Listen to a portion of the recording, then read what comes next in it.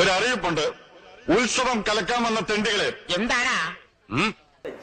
വീട്ടില് വെജാണ്. രമ്യ പ്യുവർ വെജാണ്. കുഞ്ഞുങ്ങള് മുട്ട കഴിക്കും. ഏതാ നിന്റെ രാജ്യം? കോഴിക്കോട്. കുതിരവട്ടമല്ലല്ലോ. അവനിപ്പം ഇടയ്ക്ക് ചിക്കൻ വേണമെന്നൊക്കെ പറയുന്നുണ്ട്. തീരുമാനമൊന്നും ആയിട്ടില്ല. നിങ്ങളെയും കാത്ത് നാടൻ ബോംബിന്റെ ഒരു കമനീയ ശേഖരം സ്റ്റേജിന്റെ പിൻഭാഗത്തുണ്ട്. പേരുകേട്ടാണ്. എടോ, ആ ഭക്ഷണം പറ്റുമെങ്കിൽ വാങ്ങി ഞന്നിട്ട് തിന്ന് പോവാന്നല്ലാതെ പോയാലോ? വേണ്ടല്ലേ? ആ ഉണ്ടാക്കുന്നവന്റെ ട്രൗസർ പൊന്തിച്ചു നോക്കിയിട്ട് ഇവൻ ആരാ നോക്കണേ? നിന്റെയൊക്കെ ഈ വൃത്തികെട്ട സ്വഭാവം ഏതാണോ? ഒന്നും രണ്ടും അല്ല, രൂപ 65 ലക്ഷം എണ്ണി കൊടുത്തിട്ടാ ഈ ചന്ത ഞങ്ങൾ ലേലം കൊണ്ടത്. അറിയാണ്, ബ്രാഹ്മണൻ ഭക്ഷണം ഉണ്ടാക്കി അധ്വാനിക്കാൻ തുടങ്ങിയത് ഇയൻ ശങ്കര നമ്പൂതിരി. എല്ലാം കൊണ്ടുപോയിട്ട് ഇയൻ ശങ്കര നമ്പൂതിരി പടൊരു പിണറായി വിജയൻ. അല്ല, പഴയിടം നമ്പൂതിരിയിൽ സത്യത്തിൽ ഇവർ കണ്ടുപിടിച്ച കുറ്റം എന്തായിരുന്നു? പാചകം മോശം എന്നാണോ? അല്ലേ, അല്ല, സൂപ്പറാ. കലവറയ്ക്ക് വൃത്തിയില്ലെന്നാണോ? ഒരിക്കലുമല്ല. മാംസാഹാരം തയ്യാറാക്കില്ല എന്നതായിരുന്നോ?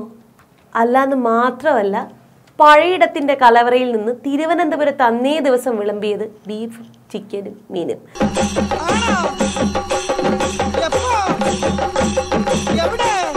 അതും ആരും കാണാതെ പോകരുത്. തിരുവനന്തപുരത്തെ ടാഗോ തിയേറ്ററിന്റെ കലവറയിൽ പഴയിടത്തിന്റെ പാചക ടീം വിളമ്പി chicken 65, chicken soup, butter chicken, മീൻ വറ്റിച്ചത്, മീൻ മാങ്ങയിട്ടത്, ചിക്കൻ ഉലർത്തിയത്, ചിക്കൻ മസാല, ബീഫ് കൊണ്ടാട്ടം. സൂപ്പർ. ഭയങ്കര ഡിമാൻഡാണല്ലോ. പിന്നെ ചുക്കാൻ പിടിച്ചത് പഴയിടത്തിന്റെ മകൻ യദു പഴയിടം. അപ്പൊ പിന്നെ എന്തായിരുന്നു കുറ്റം? അല്ലെങ്കിൽ എന്തായിരുന്നു കുറ്റം? ജാതി. സവർണ ജാതിക്കാരനായ ബ്രാഹ്മണൻ എന്നതായിരുന്നു അദ്ദേഹത്തിന്റെ ഏറ്റവും വലിയ കുറ്റം.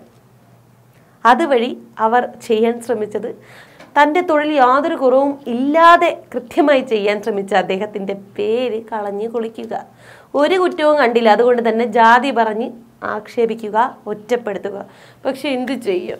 ജാതി പറഞ്ഞ് ആക്ഷേപിക്കാൻ പോയ ചേട്ടന്മാരെല്ലാം ഇപ്പം എയറിലാണ്. ഇതൊന്നും പോരാഞ്ഞിട്ട് KM ഷാജി പറഞ്ഞൊരു പോയിന്റ് ഉണ്ട്. അതായത് ഇത് എവിടെ നിന്ന് ഉത്ഭവിച്ചു എന്ന്.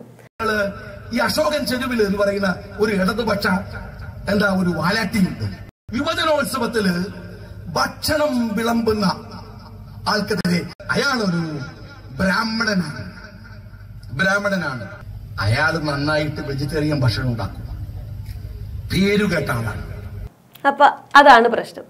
അപ്പൊ അങ്ങനെയാണെങ്കിൽ ഒരാളെ ജാതി പറഞ്ഞ് മാറ്റി നിർത്താൻ ശ്രമിച്ചാൽ അതിന് ഇപ്പോഴും അയിത്തോന്ന് തന്നെയല്ലേ പറയുന്നത്?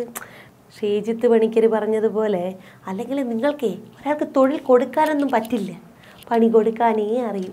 അതിന് മാത്രമല്ലേ അറിയൂ. ഇതൊക്കെ ആരോട് പറയാൻ? ശരിക്കും വിവേകാനന്ദൻ കേരളത്തെക്കുറിച്ച് ഭ്രാന്താലയം എന്ന് വിശേഷിപ്പിച്ചത് ഈ കാലഘട്ടത്തിലും എത്രമാത്രം പ്രസക്തമാണെന്ന് ചില ചേട്ടന്മാർ ഓർമ്മിപ്പിക്കുമ്പോഴാണ് ഓർമ്മ വരുന്നത്. ബ്രാഹ്മണൻ ബ്രാഹ്മണനായും ദളിതൻ ദളിതനായും തുടരേണ്ടത് ചില നവോത്ഥാനക്കാരുടെ ആവശ്യമാണ്. ചിലതിൽപ്പേ